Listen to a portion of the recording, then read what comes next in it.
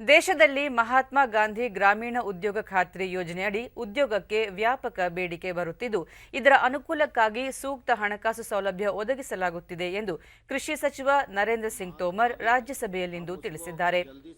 ಪ್ರಶ್ನೋತ್ತರ ಕಲಾಪದಲ್ಲಿ ಅವರು ಪೂರಕ ಪ್ರಶ್ನೆಗಳಿಗೆ ಉತ್ತರಿಸಿ, ಉದ್ಯೋಗ ಖಾತ್ರಿ ಯೋಜನೆಯಡಿ ಬೇಡಿಕೆಯಂತೆ ಉದ್ಯೋಗ ಒದಗಿಸಲಾಗುತ್ತಿದೆ.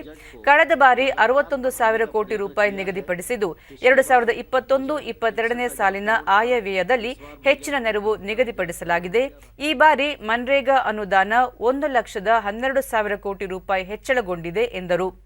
ಕೃಷಿ ಕ್ಷೇತ್ರದ ಬೆಳವಣಿಗೆಗೆ ವಿಶೇಷ ಕ್ರಮಗಳನ್ನು ಕೈಗೊಳ್ಳುತ್ತಿದ್ದು, ರಸಗೊಬ್ಬರ, ಕೃಷಿ ಸೌರ ವಿದ್ಯುತ್ ಪಂಪ್ಗಳು, ಪಿಎಂ ಕುಸುಮ್ ಯೋಜನೆ ಸೇರಿ ಹಲವು ಕಾರ್ಯಕ್ರಮಗಳಲ್ಲಿ ರೈತರಿಗೆ ಸಬ್ಸಿಡಿ ನೀಡಲಾಗುತ್ತಿದೆ. ಯಾರಿಗೆ ವಿದ್ಯುತ್ ಸೇರಿ ಸೂಕ್ತ ಸೌಲಭ್ಯ ಇಲ್ಲವೋ ಅಂತಹ ಕಡೆಗಳಲ್ಲಿ ಡೀಸೆಲ್ ಸಬ್ಸಿಡಿ ನೀಡುವ ಬಗ್ಗೆಯೂ ಪರಿಶೀಲಿಸುವುದಾಗಿ ಸಚಿವ ನರೇಂದ್ರ ಸಿಂಗ್ ತೋಮರ್ ತಿಳಿಸಿದರು. मजदूरी का जो भुगतान है वो पूरा का पूरा मजदूरों के खाते में 99% पहुंचता है.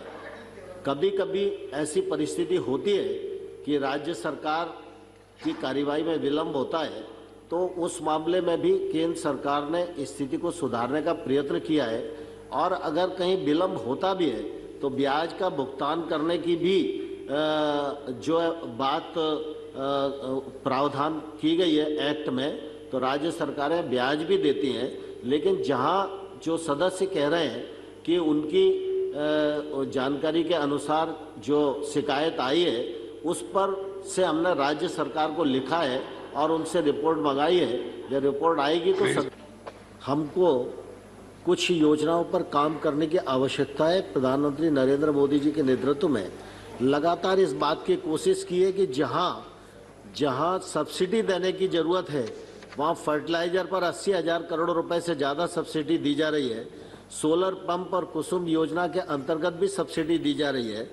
और किसान की आमदनी बढ़े और उसके खेती करने में लागत कम हो, इस दृष्टि से सॉयल हेल्थ कार्ड योजना हो, चाहे सूक्ष्म सिंचाई योजना हो, ऐसे तमाम सारे कार्यक्रम किए गए जिसका प्रतिफल निश्चित रूप से आज देश को मिल रहा है. ಮತ್ತೊಂದು ಪ್ರಶ್ನೆಗೆ ಉತ್ತರಿಸಿದ ರೈಲ್ವೆ ಸಚಿವ ಪಿಯೂಷ್ ಗೋಯಲ್, ಕಳೆದ 22 ತಿಂಗಳಿನಿಂದ ಯಾವುದೇ ರೈಲ್ವೆ ಅಪಘಾತಗಳು ಸಂಭವಿಸಿಲ್ಲ, ಯಾವುದೇ ಪ್ರಯಾಣಿಕರು ಅವಘಡದಿಂದ ಮೃತಪಟ್ಟಿಲ್ಲ. ರೈಲ್ವೆ ಸುರಕ್ಷತೆಗೆ ವಿಶೇಷ ಗಮನ ಹರಿಸಿದ್ದು, ಅತ್ಯಾಧುನಿಕ ಸರಕು ಸಲಕರಣೆಗಳನ್ನು ರೈಲ್ವೆಯಲ್ಲಿ ಅಳವಡಿಸಲಾಗಿದೆ ಎಂದರು. ರೈಲ್ವೆ ಮೇಲ್ಸೇತುವೆ ಮತ್ತು ಕೆಳ ಸೇತುವೆಗಳ ನಿರ್ಮಾಣಕ್ಕೆ ವಿಶೇಷ ಆದ್ಯತೆ ನೀಡಿದ್ದು, ಇದರಿಂದ ರೈಲ್ವೆ ಮೂಲಸೌಕರ್ಯ ಅಭಿವೃದ್ಧಿಯತ್ತ ಸಾಗಲು ಸಹಕಾರಿಯಾಗಿದೆ ಎಂದರು. ಕೋವಿಡ್ ಲಸಿಕೆಗೆ ಸಂಬಂಧಿಸಿದಂತೆ ಕೇಂದ್ರ ಆರೋಗ್ಯ ಸಚಿವರ ಪರವಾಗಿ ಉತ್ತರಿಸಿದ ಪಿಯೂಷ್ ಗೋಯಲ್, ದೇಶದ ಪ್ರತಿಯೊಬ್ಬರಿಗೂ ಕೋವಿಡ್ ಲಸಿಕೆ ವಿತರಿಸುವ ಸಂಬಂಧ ಪ್ರಧಾನಿ ನರೇಂದ್ರ ಮೋದಿ ಅವರು ಈಗಾಗಲೇ ಸಂಬಂಧಪಟ್ಟ ಅಧಿಕಾರಿಗಳು, ರಾಜ್ಯ ಸರ್ಕಾರಗಳ ಜೊತೆ ಚರ್ಚೆ ನಡೆಸಿದ್ದಾರೆ. ಸರ್ಕಾರದ ಮಟ್ಟದಲ್ಲಿ ಈ ಸಂಬಂಧ ಸೂಕ್ತ ಕಾರ್ಯಯೋಜನೆ ಸಿದ್ಧವಾಗುತ್ತಿದೆ.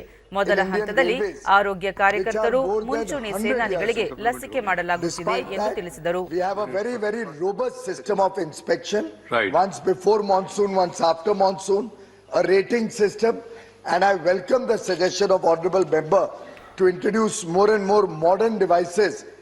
Drones would of course not be the right approach. Approach would be more like sensors.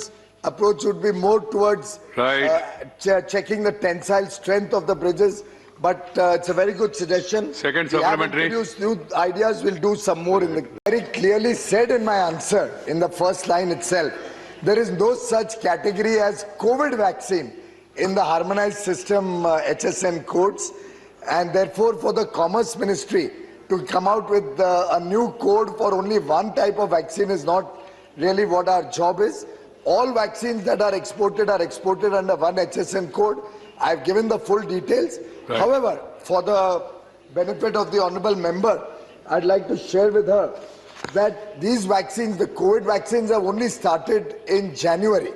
It's not as if the earlier data that I've given, and I've honestly given all the data of vaccines that we are exporting. It will set us on the path of. ಸದನದಲ್ಲಿ budget ಮೇಲಿನ ಚರ್ಚೆ ಮುಂದುವರೆದಿದೆ. ಕೇಂದ್ರ ಹಣಕಾಸು ಖಾತೆ ರಾಜ್ಯ ಸಚಿವ ಅನುರಾಗ್ ಸಿಂಗ್ ಠಾಕೂರ್ ಚರ್ಚೆಯಲ್ಲಿ ಪಾಲ್ಗೊಂಡು, ಪ್ರಧಾನಿ ನರೇಂದ್ರ ಮೋದಿ ನೇತೃತ್ವದ ಸರ್ಕಾರ ಸ್ವಾವಲಂಬಿ ಭಾರತ ನಿರ್ಮಾಣದತ್ತ ಮುನ್ನಡೆದಿದೆ ಎಂದು ಹೇಳಿದರು.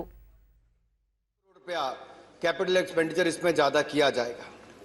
सर, मुझसे जब विपक्ष के नेताओं में मनोज जी कह रहे थे कि आम बजट या खास बजट, सर मैं यही कहना चाहता हूं, अगर हिंदुस्तान के इतिहास में किसी प्रधानमंत्री ने सबसे ज्यादा गरीबों को गरीबी रेखा से बाहर निकाला है तो उनका नाम नरेंद्र मोदी है। नरेंद्र मोदी जी की सरकार ने किया है।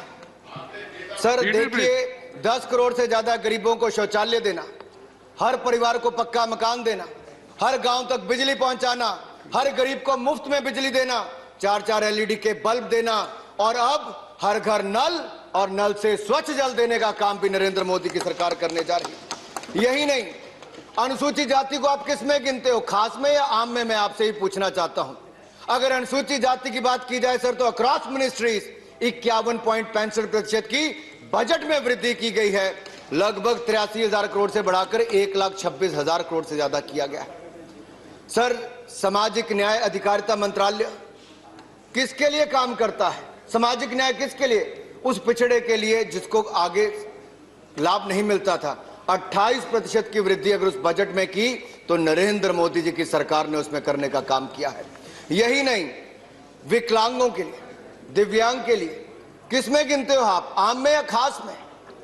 इनके लिए भी बजट में 30% की वृद्धि करके 1171 करोड़ रुपए का बजट उसमें किया गया है। मिशन शक्ति महिलाओं को किसमें गिनते हो? 16% की वृद्धि की तो इसमें की है। पोषण 2 अभियान किसके लिए है? उस बच्चे के लिए जो कुपोषण का शिकार होते थे, ये उसी के लिए शुरू किया गया। वो महिलाएं जो अनिमिक रहती थी। टीबी मुक्त भारत किसके लिए? ताकि हम हिंदुस्तान ने जो टारगेट दुनिया से पहले रखा है 2030 नहीं 2025 तक भारत को टीबी मुक्त बनाएंगे, ये भी किसी ने रखा तो नरेंद्र मोदी जी ने रखा।